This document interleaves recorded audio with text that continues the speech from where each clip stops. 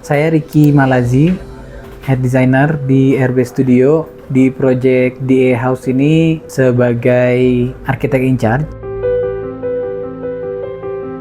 Jadi di project DA House ini didesain tahun 2021, selesai dibangun tahun 2022. Kliennya pasangan suami istri, pensiunan, desain entusias, kemudian senang berkebun. Lokasi proyeknya di Komplek DDN Cibubur, belakang Mall Transmart. Di sana mereka memiliki 4 kafling yang bersampingan menghadap kedua jalan. Itu di situ ada, mereka punya pavilion sudah lama, dari tahun 2016 kalau tidak salah, didesain oleh Atelier Riri. Yang sekarang pavilionnya sudah direnovasi oleh tim RB Studio juga kebetulan, jadi cafe, namanya Talanoa Cafe. Situ juga di sebelah dari pavilion atau cafe Talanoa itu ada kos Idea House, itu didesain dan dibangun oleh RB Studio juga. Nah, di belakangnya ada bekas rumah singgah, bentuknya kayu-kayu gitu dulunya, dan di sebelahnya mereka punya kebun juga. Jadi ada di 4 kafling itu punya mereka semua. Mereka akhirnya ingin rumah singgahnya itu direnovasi menjadi rumah singgah yang lebih modern lah, dan karena kebetulan pavilion tempat mereka berkumpul, kalau misalnya nerima saudara, nerima tamu, nerima keluarga, itu biasanya di pavilion itu, sekarang udah jadi cafe. Jadi mereka pengen rumah singgahnya juga itu bisa dipakai untuk kumpul-kumpul keluarga, teman, saudara gitu.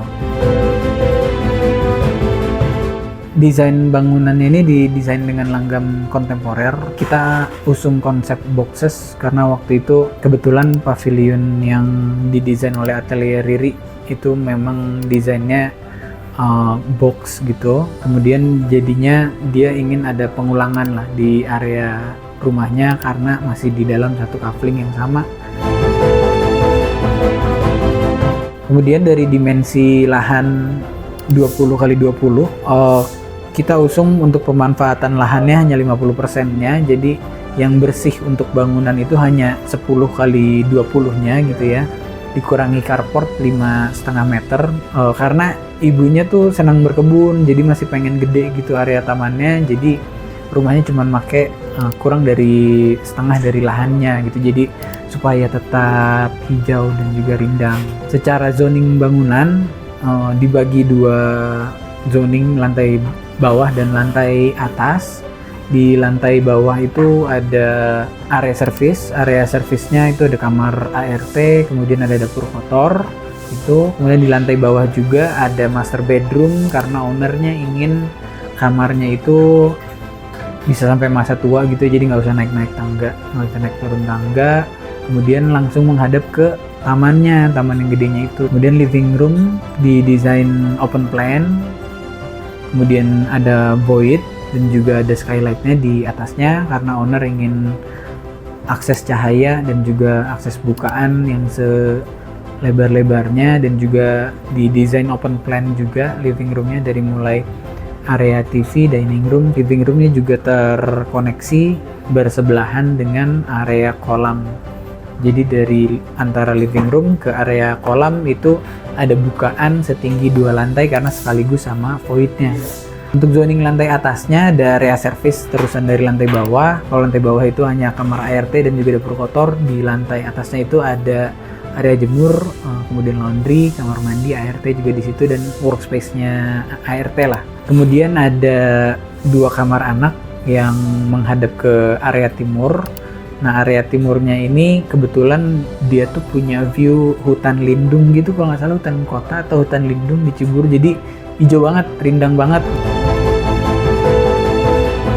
Tantangan ketika mengerjakan proyek ini, tantangannya sebenarnya mereka juga masih bingung antara, bukan masih bingung ya, belum rampung antara menjadikan ini jadi rumah tinggal di masa tua. Jadi karena kebetulan di kafling itu kan ada kos, ada kafe, ada kebun. Jadi mereka juga berencana untuk tinggal di situ di masa tua. Tapi untuk sekarang sebenarnya rumahnya hanya digunakan sebagai rumah singgah. Yang itu kan berarti kan butuh parameter privacy dan publicity yang yang beda cara treatmentnya gitu. Cuman pada akhirnya bisa di solve dan juga kami sama-sama puas, owner juga puas.